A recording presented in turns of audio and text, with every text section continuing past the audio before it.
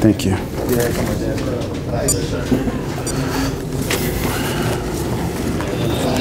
Anybody else?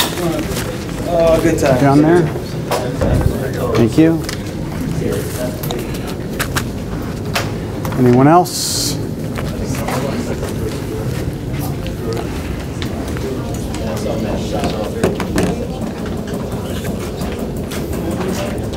So how did that quiz go? All right. Was it all right? Well,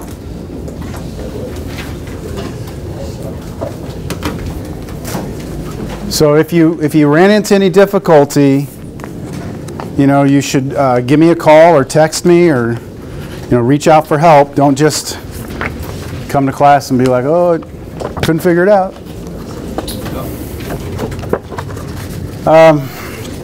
Sign-in sheet's going to come around. Here, I'll start it with you, man.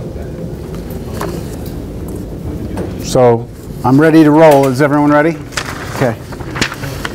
All right, we're going to start out today.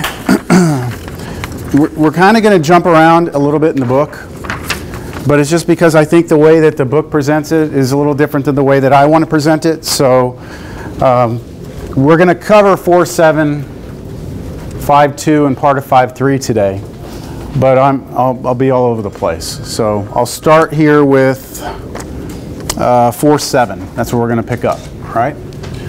So I'm going to try these markers, and I'll let me know if you can see.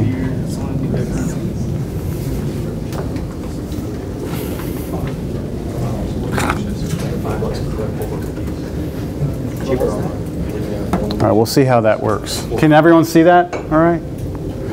All right, so we have in 4.7 the idea of antiderivatives.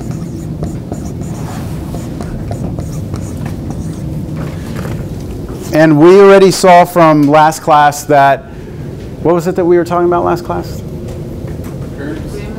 Riemann sums, right? The curves, and you're trying to find the area underneath, and we added up all those rectangles, right? That's going to be connected to the antiderivative. So before I make the final connection of those two, I want to make sure we understand what antiderivative is. So the first thing is definition. F, capital F, is called an antiderivative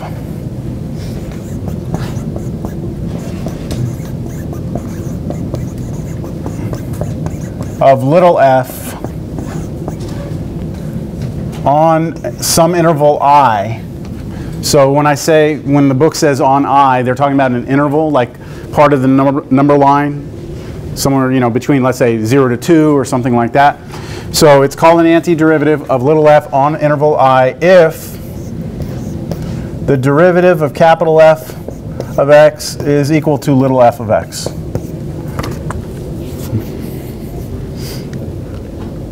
And that needs to be true for every x in that interval for us to be able to call it an antiderivative. So the definition here is antiderivative. And the way that we write for all in mathematics is for all x. It's an upside down A that represents for all x element of I. So that means for all x value, for all x's that you ever pick inside the interval, as long as the derivative is equal to little f, then it's called the antiderivative. So for all x in I. So this is where we're kind of connected to Cal 1. Okay, we took derivatives already in Cal 1, so we already know what derivatives are. It's just now we need to somehow come up with this idea of an antiderivative. So for antiderivative, I'm going to give you an example. And we did a couple of these in class, right, already? Let's say we have little f of x is equal to 2x. What is an antiderivative of that? What is it? X squared, right? So you're really asking yourself, derivative of what gives you this? X squared. Is that the only answer? I'm not there yet. But yes, I'm getting to that. What's another antiderivative? What's another one that would work? How about x squared plus 3? That would work also, right? Because we know derivatives of constants are 0. And then we have what? We could keep going, couldn't we?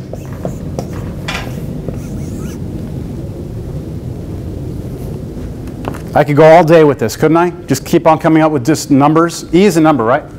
So that's a constant. Derivative of E is 0. Derivative of e to the x is e to the x. That's different, right? Okay. So what we get from this is that each of these is an antiderivative. But the most general antiderivative that we could ever come up with would be x squared plus any constant. So that c represents a constant. All right? Let's do another example.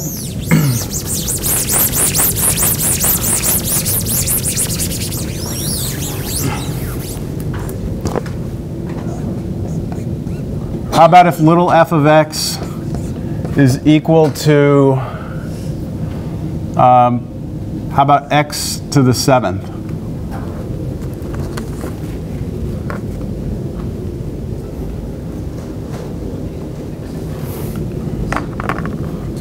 Yeah, so we have to know, kind of the way the derivative works. Whatever we pick for our capital F, we know that the power on it must be what? Because when you take derivative, power comes down by 1. So we know the power has to be 8, right? So that when you take derivative, that power will come down by 1. So we know that's got to be true. But the problem with this is if I take derivative of this, the 8 comes out, right? And I don't want that 8 to be here because there's a 1 in front. So what I need to stick in front of this is a 1/8. And that way when that 8 comes out, it cancels out. 1/8 of 8 is 1. And then again, for the same reason here, we can actually throw any constant onto the end of that, couldn't we? So that would be the most general form of the antiderivative of x to the 7th.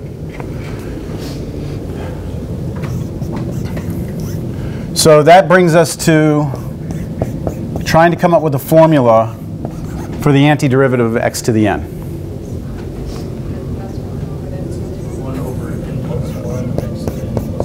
Okay, so some of you already know it. I'm going to think through it though real quick.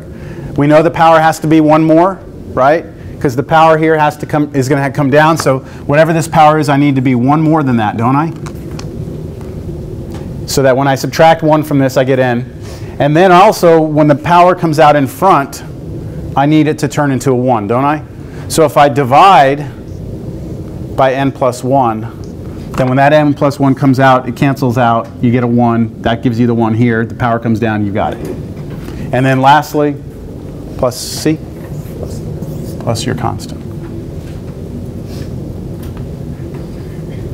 All right, so this right here is something that you should know.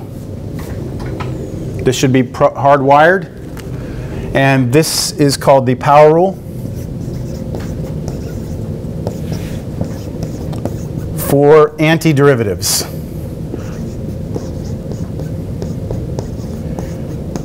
Don't confuse that with the power rule for derivatives. Power rule for derivatives is power comes out front, subtract 1. This is the antiderivative, which means that if you start with n, when you go to the anti, you add 1, and then you divide by 1 over n plus 1 up in front. Now, I also have to point one more thing out here. This is only when n is not equal to -1. Because what if n is -1? What if n is -1 right here? What do you get? 0. 0, division by 0, don't you? So this property does not work when n is -1. So what would we do if n was -1? What would we do? Let's see. Let's take the example where n is -1. If I take little f of x to be x to the -1, right? If I take that example right there, what's the antiderivative of this? So it might help if you rewrite this as 1 over x, right? Because x to the -1 is 1 over x. And that's something you should have learned in Cal 1, right? Derivative of what gives you 1 over x? Natural log. So the natural log of x plus a constant. Now the book, you're going to see a lot in the formula in the book, they're going to have absolute value of x. And this just, the reason why this is true is because, or the reason we put the absolute value is because with this function f, we can plug in negative numbers up here, can't we? What's 1 divided by negative 2? Something, right?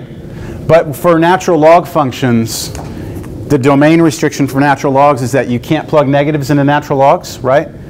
So by putting an absolute value, we kind of eliminate that problem of having a negative in a log. So now if I plug negative 2 in, I would do absolute value, right? And that would be okay. So the book goes into an explanation a little bit better on why you could do this, but I'm just going to put it up here. All right, so we have the general power rule here, right? The power rule, and now this is the case where n is negative 1. This is what we would have. So theoretically, we should be able to look at all sorts of examples now that involve powers. So how about this one? Let's let little f of x be equal to, where's the one I want to do? I forgot which ones. Okay, I'm doing this one. How about 3 square root x minus 2 fifth root x cubed? So what I'm trying to find here, what we're trying to figure out is what the antiderivative is, right? What's capital F? So is that 2 times? That's 2 times the fifth root of, yes. All right, so what I'm going to do here is first realize that the only rule I have up to this point is that power rule. And the power rule requires that I have my variable raised to powers. So I want to convert all my radical notations into rational exponents. So that's the first thing I'm going to do. Take my little f, and I'm going to rewrite it as 3x to what power? 1/2 minus 2x to the 3/5. So if you need to go back and look at how to convert radicals over, there's a formula for this. But it's just whatever's in here is the numerator, whatever's out here is denominator. All right, now we have to look at this and try and use our power rule. Well, the way you do this is that just like you did with derivatives. Remember with derivatives, when you were trying to take derivative, if there was a constant in front, you just kind of ignored the constant and you did the derivative of whatever was here and then just multiplied through. Same thing with the -2 derivative. Antiderivative, same way. So what I'm going to do is I'm just going to cover up the 3, and I'm going to look at just this piece and look at that as an x to the n.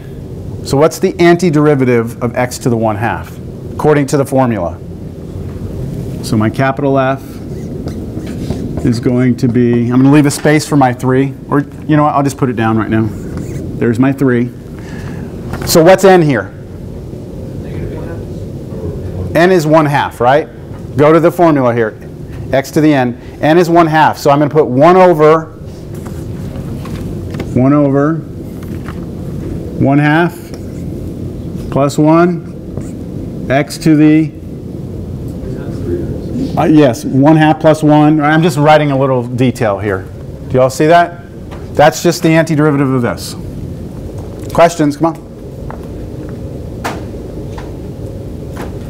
Now, just like derivatives, remember when you took derivatives, you could take the derivative, like if you had a sum or a product, you just did derivative of each one. Same thing with antiderivatives. If I have subtraction between two things, two terms, I can do antiderivatives of each one separately. So I'm going to now bring in a -2 and then work on this one. So what's n for this one? 3/5. So I'm going to have 1 over 3/5 plus 1 x to the 3/5 plus 1. I think I'm off camera there. Yeah, I am. Any questions, though, on this part? Just basically plugging into the... Yeah, into the formula. Yep. Now, but the thing is, after you do all your homework, you should get to a point where you're doing most of these computations mentally. But I'm just showing the detail of it right now, all right? So let's see where we are. Oh, plus c. Don't forget plus c, right? All antiderivatives will have a plus c. Okay, so that's equal to 3 times, okay, we said 1/2 plus 1 is 3/2, right? 1 over 3/2 is the reciprocal, 2/3? So 2/3, is that all right? Okay. X to the what? 3/2. Minus 2, and then 3/5 plus 1 is 8/5. 1 over 8/5 is 5/8. So yes, you will have to become proficient with fractions here. There's no avoiding it in this class. You've got to get good with them. 3/5 plus 1 there is 8/5, so 8 over 5. And then plus c. And we're almost done. We just need to take those constants in the front and put them together, multiply them out. This is nice. This cancels out, doesn't it? So we get 2x to the 3/2 minus, what does this turn into here? What's 2 times 5/8? 5/4. So you can reduce that fraction. And then x to the 8/5 plus c. And what's the good news about antiderivatives? I mean, what do you think the good news is? You can check your answer, right? You can check your answer. You should, if you take the derivative of that, you should get what you started with. So I'm not going to, but that's what you could do. All right, how about this?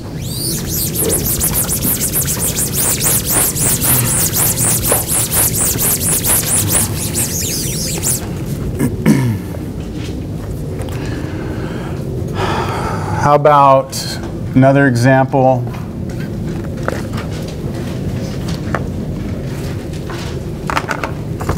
Little f of x equals 3t squared minus, change this to a f of t, not f of x.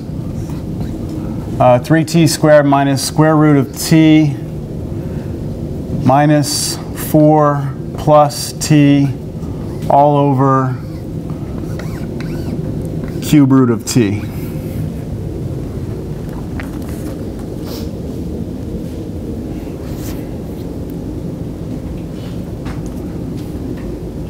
So this is going to work out using that power rule, just like we used. But the problem is we have a fraction, right? We have a rational expression. So in order to do this, the only thing we have up to this point, the only way we know how to take antiderivatives is if I can get it to look like a power. So just like with derivatives, remember when you had quotient with the derivative? You didn't just do derivative top and bottom? When you have a quotient for antiderivative, you don't just do antiderivative top and bottom. So my only hope is to try and get this and split it up into pieces. So since I have a single term in the denominator, I can write this over this, this over this, this over this, this over this, right? This is a very special case though. If I had another term down here, I couldn't do that, could I? So because I have a single term, I can rewrite it though. So let me rewrite it. F of t equals, let's see, 3t squared over t to the 1/3. So what I'm doing is I'm rewriting the cube root as t to the 1/3, right? Minus t to the 1/2 over t to the 1/3 minus 4 over t to the 1/3 plus t over t to the 1/3. So I've split this thing up into 4 separate terms. I'm going to erase this. It's in my way. That's okay? And then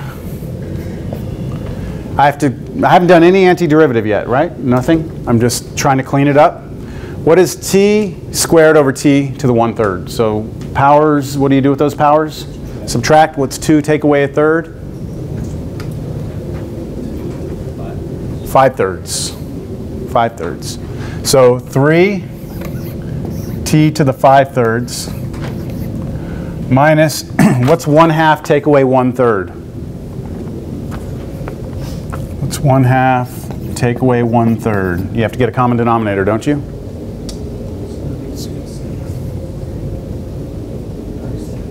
What is it? 1/6. 1/6.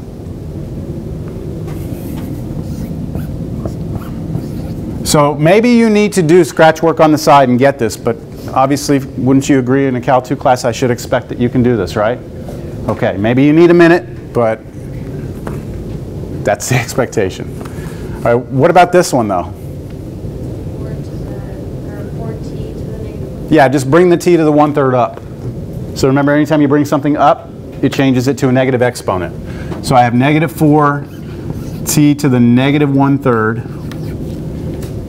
And then finally, this is t to the first power over t to the 1/3. So 1 take away 1/3 is t to the 2/3. Okay, now we get to go and play our game with this. Each one of these terms has t to an n.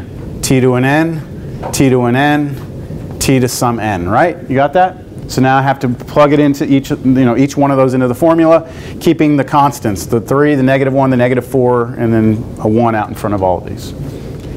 So here we go.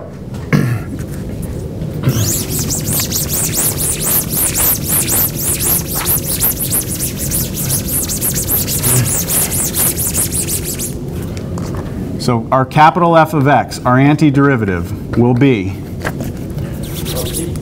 pardon me? F of t, thank you. I'll keep on doing that. Capital F of t will be, let me put my 3 down, times 1 over 5/3 plus 1, t to the 5/3 plus 1, right? So that would be this first one. Minus what? Minus 1 over 1/6 plus 1 t to the 1/6 plus 1. Yeah, I'm going to continue the next one on the line below because I'm going to go off camera. Actually, I'm not even on camera right now. There we go. So the next one right here would be minus 4, 1 over, be careful on this one, what is it? Negative 1/3 plus 1, right? So if it's a negative exponent, right? If your n is negative, then you have to plug a negative in there. T to the negative 1/3 plus 1. Last one. Plus 1 over 2/3 plus 1. T to the 2/3 plus 1.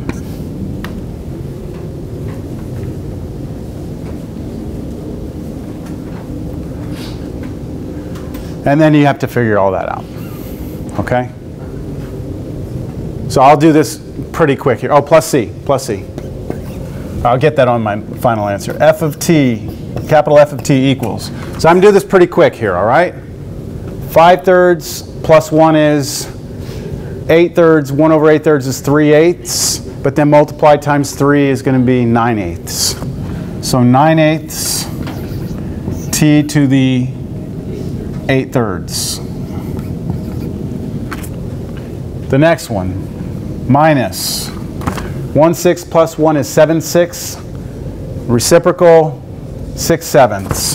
6/7 t to the 7/6.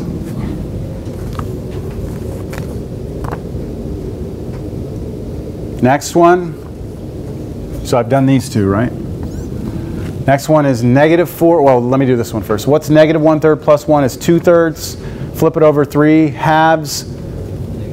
Negative 6. T to the 2/3.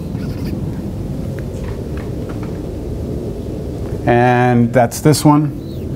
Our last one here, let's see, plus 2/3 plus 1. 5/3, flip it over 3/5. T to the 5/3 plus c. Wait, it's 3 halves. Hold on. Oh. 3, this one, 3 over 3, 5/3. Okay. Yeah, 5/3. Are we okay with that? I got a question. Yes.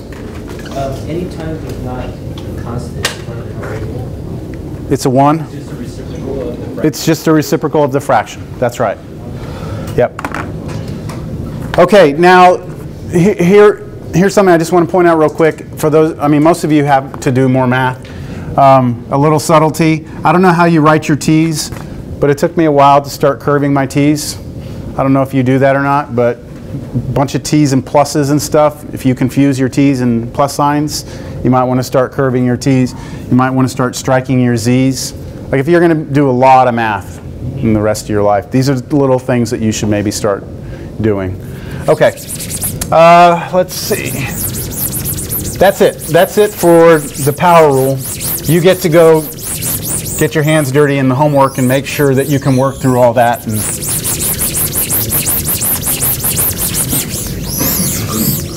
on page,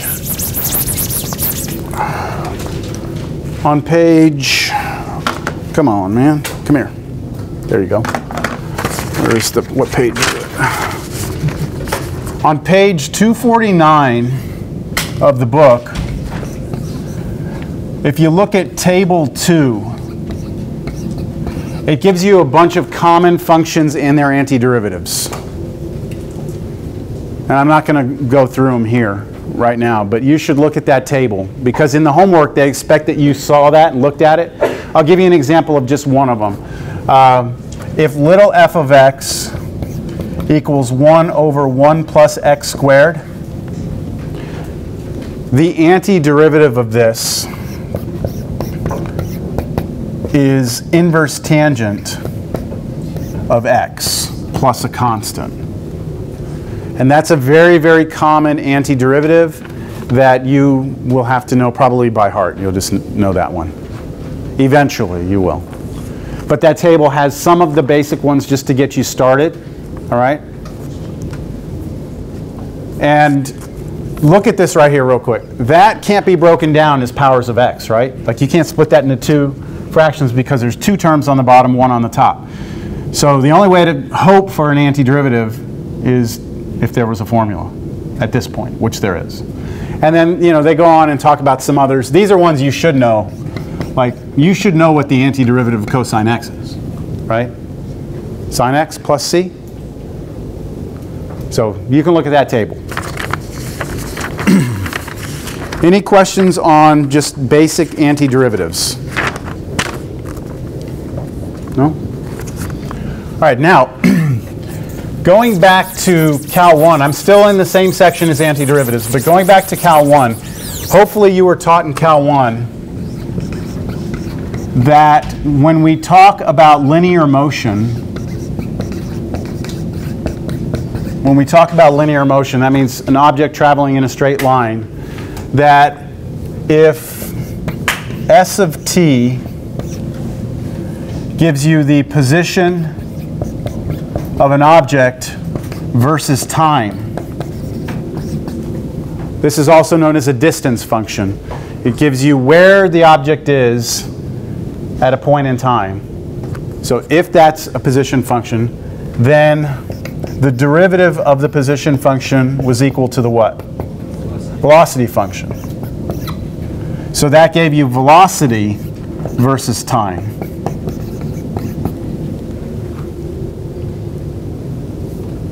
And if you go further and you take the second derivative of the position function, which is the first derivative of the velocity function, then you get the acceleration function. So that gives you acceleration of the object versus time. How many of you know that from Cal 1? Okay. So start with the position function. First derivative gives you velocity function. Second derivative gives you acceleration. In this class, since we're talking about antiderivatives, we actually now want to see what it's like to work backwards from this. So in this class, in Cal 2,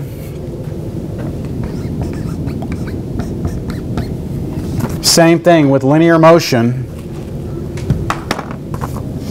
If a of t equals if A of t is the acceleration versus time, then if we go backwards and take the antiderivative of this, right? Antiderivative, which I haven't given us a notation for, right? Like this little prime mark was derivative, second derivative. I haven't given us a notation yet for antiderivative. I will today, but just not yet. So if I take the antiderivative of this should give us what then? The velocity function, right? And then if I go backwards again and take another antiderivative, I should be able to recover the position function. It's just going this backwards, right? So going from here, anti gets you up here, anti again gets you up here. But we run into a problem with it. And what's the problem that we run into? Every time we take an antiderivative, what appears? A c, right? A constant. And so it's kind of like if we know the position, then we can really tell you a lot of information. Like if I know exactly where an object is at every point in time, I'm going to be able to tell you its speed at every point in time. I'm going to be able to tell you exactly its acceleration at every point in time. But if I start by knowing just the acceleration, it's very difficult for me to tell you the speed at every point in time, and it's even more difficult to tell you exactly where it was.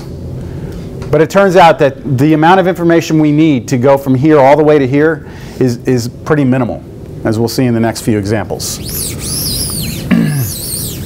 So let me start with this. Let's say that we have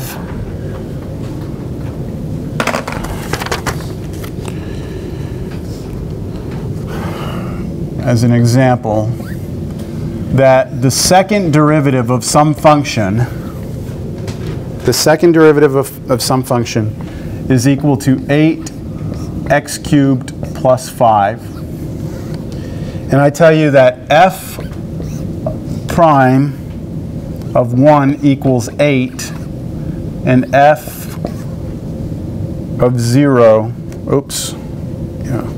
f of 1, sorry, equals 0. Make sure I copy that down. A cubed plus 8, f prime. The instructions here are to find f.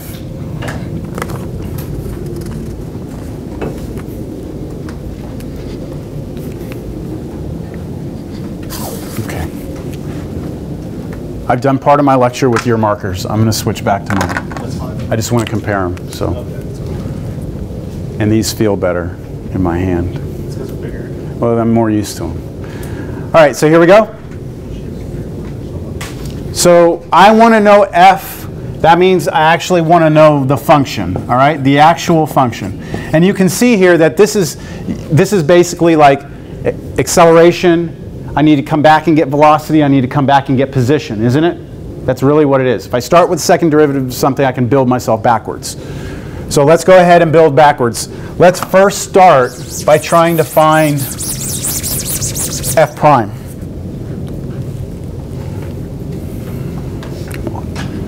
So what is f prime going to be? It's the antiderivative of that, isn't it? I like that marker more. Sorry. That's cool.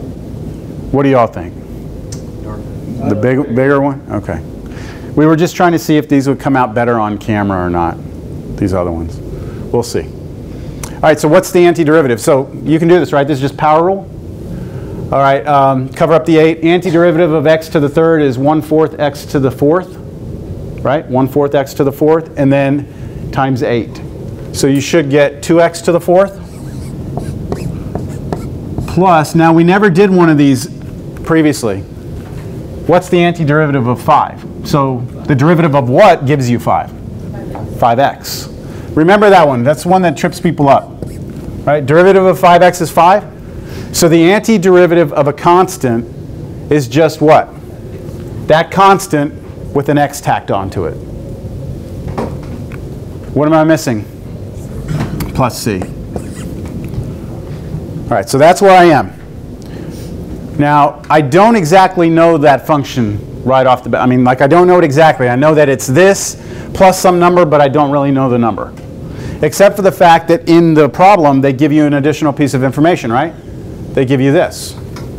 That when you look at the derivative, if you plug 1 into the derivative, you should get 8, right? So let me come back here and let me plug 1 in. So I'm given that f prime of 1 should equal 8, right? That's given to me. So let me plug 1 into this. What would you get if you plug 1 into this? 2 times 1 to 4th plus 5 times 1 plus c, but we need that to be equal to what? 8. So that tells me what? 2 plus 5, 7 plus c equals 8. So c is what? C is 1. So you see how I can use this one piece of information to be able to recover the entire thing. So that tells me now that f prime of x equals 2x to the 4th plus 5x plus what? 1. That is my what? F prime x? F prime of x? That's the function, right? So think about this. I think this is pretty remarkable. Let's just say we had started with acceleration, right? Just for the sake of giving this meaning. If we start here with acceleration, right? If that's acceleration. We have just recovered the exact what here? That's the velocity, right? And what did we need in order to know the velocity of the object at every point in time, right? Because this is the function. What did we need?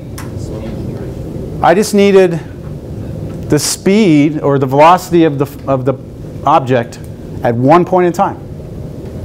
If you just tell me exactly how fast it was going at one point, I'll be able to recover the entire, I'll be able to describe exactly where it was, or its speed at every point in time by just knowing one point.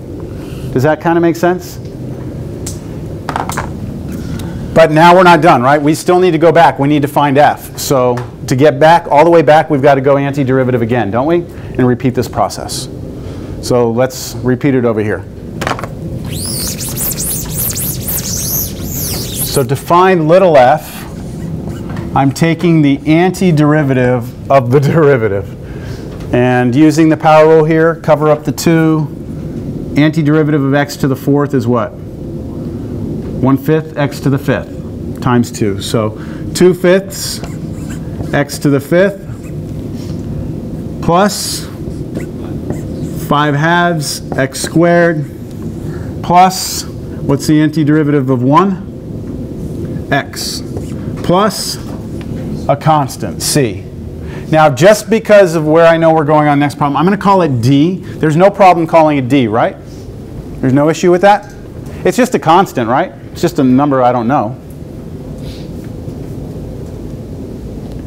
But what is it that I'm given in the problem?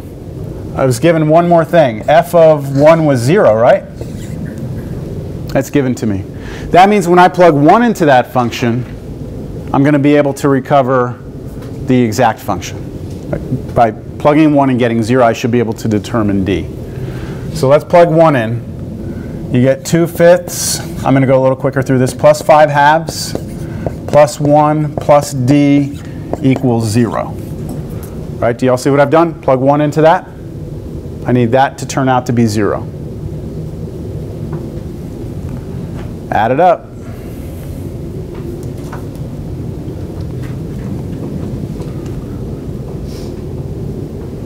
(39/10). Is that what that is? 39/10 plus d equals 0. So d is what? Negative 39/10.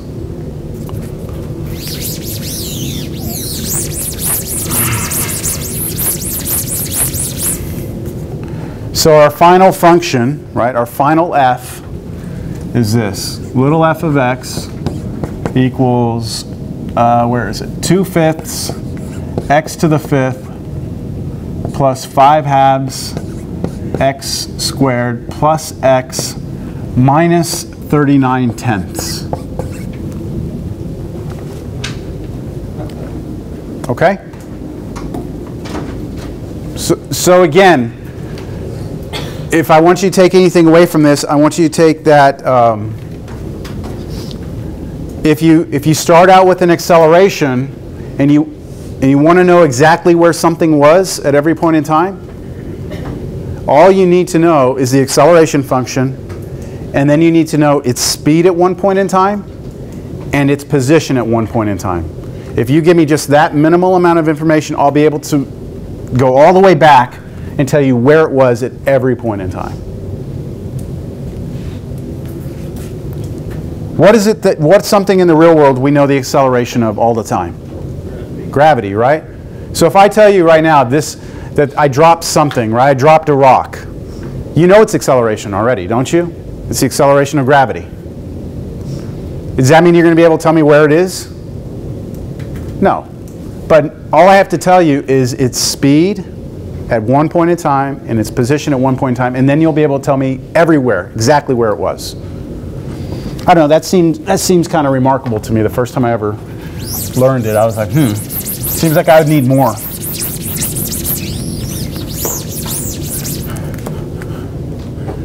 All right, how about this one? This will be our last example out of this section.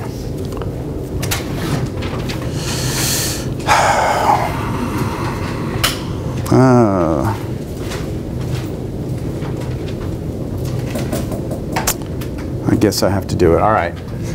How about f double prime of x equals x to the negative 2, and f of 1 equals 0, and f of 2 equals 0.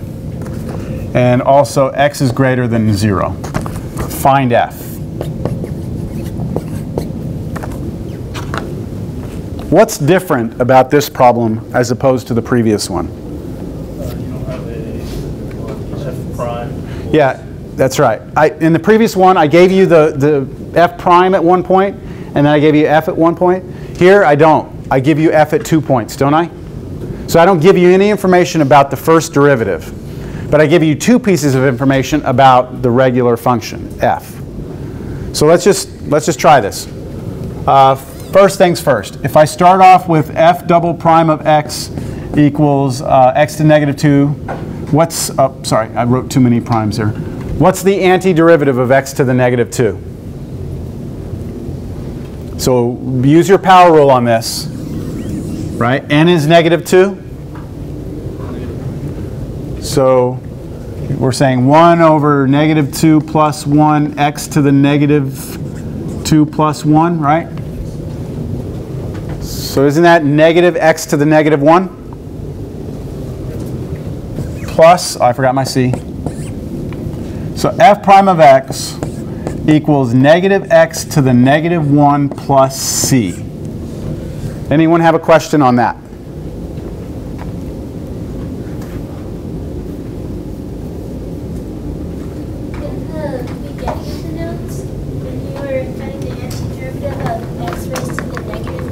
Uh-huh. And you turn into 1 over x? Yes. Good question. The reason why I didn't turn this one into 1 over x squared is because I have the power rule for this will work when, as long as n isn't negative 1, right? As long as n isn't negative 1, I can use the power rule, which is what I did. If n is negative 1, that's when I looked at it as 1 over x. And that was just to try and hopefully get something in your brain to click on, oh, natural log. Remember derivative of natural log is 1 over x? That was just so you would see that like visual connection. But we're actually here now. Yeah, because look, that's a negative 1, right? Covered up. What's the derivative of x to the negative 1? You can't use the formula, or you can't use the power rule. So you have to use the other rule, which means it'll be natural log, right? Yes? Okay, so here's what we have. Oh, also, can I get c? I should back up here. Can I get c? I don't know what c is. See, because I don't know anything about the derivative, do I? So if you don't know, you just have to go and take the antiderivative from here. Let me do it. So what would this turn into? Antiderivative of x to negative 1 with natural log, right? Little f. So, thank you. This is negative, right? Cover it up.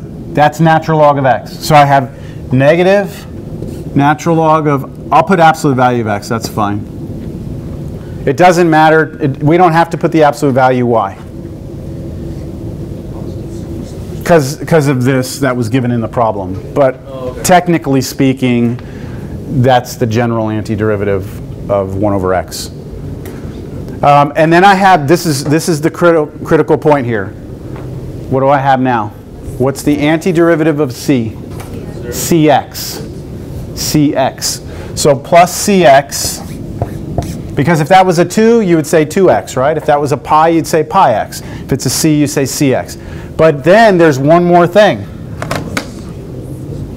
Plus another constant, because I've found the antiderivative, right? And I can't use c because I already used c. So why don't we use d? See, that's why I used d last time. So these two are the antiderivatives of these two pieces, but you always have a constant at the end of any antiderivative. That make sense? Any questions? All right, now let's use this information. When I plug in 1, I should get 0. So let's plug 1 into this and see what we get. Negative natural log of 1 plus c times 1 plus d needs to be equal to 0. So what is natural log of 1?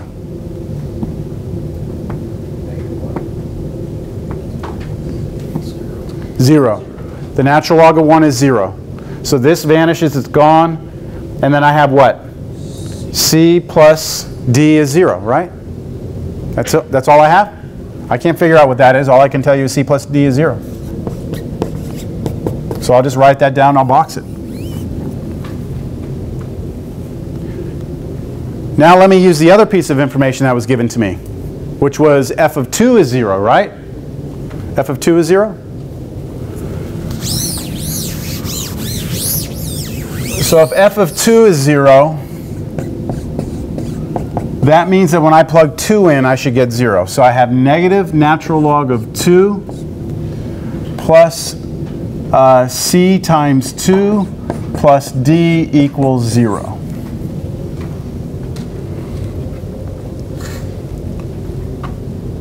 Isn't this 2c plus d equals natural log 2?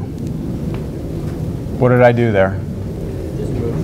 I just moved the negative natural log 2 to the other side, and then 2 times c is 2c, and then d. So what do I have now?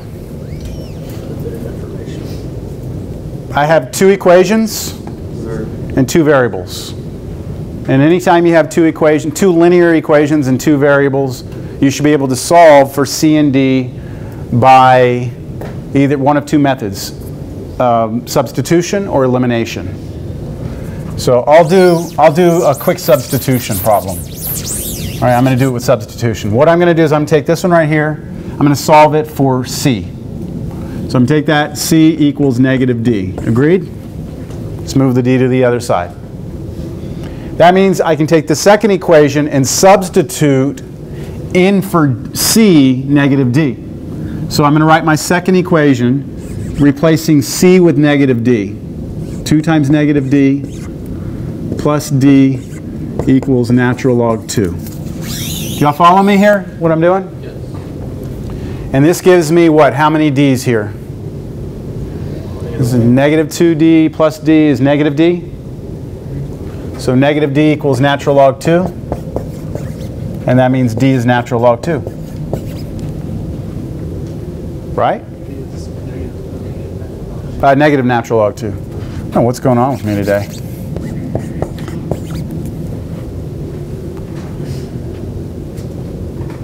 If I know d, though, right? Natural log of 2 is a number. If I know d, then don't I know what c is? C is negative d. So change the sign of this. C is what then? Natural log 2. So now I'm ready to write out my final. So here's c and d. That's what I was trying to find. I'm ready to write out what f is. F of x was negative natural log x plus, what was it, 2c? It was 2c? Was it 2c? Yeah. cx. So what's c? Natural log 2. So you can write it, I would write it this way, x natural log 2, or you can put the natural log 2 in front of the x. Just be careful. If you write natural log 2 in front of the x, you need to make sure that I understand that this is not natural log of 2x.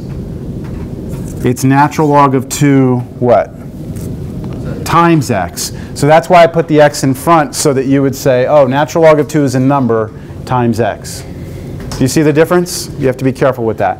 And then plus at the end d, so minus natural log 2. There you go. If you're taking the antiderivative, how come the f is like not capitalized? Well, because we said that if you start with the little f and you take the anti, we call it big F. That was just in the definition. What we are doing is we started with a little f double prime, took the antiderivative once, got f prime, took the antiderivative one more time, and got back to f. So, does that kind of make sense? This was just to get us started with the definition. All right. That's it for 4.7. I did email an announcement out. I forgot when I did it. It was earlier this weekend. Oh, by the way, I don't know if anyone came in on Friday. I had to take my wife to the ER on Friday, so I wasn't here. It wasn't expected. So if you came by, sorry for office hours. Everything should be back to normal this week. So 4.7, I did email out the assignment. Okay, I mean not email it. Put it on the announcements. How many of you saw it on the announcements? Okay, so do those problems from 4.7, and then there's an assignment from 5.1, but I'm going to start that now. Y'all doing all right?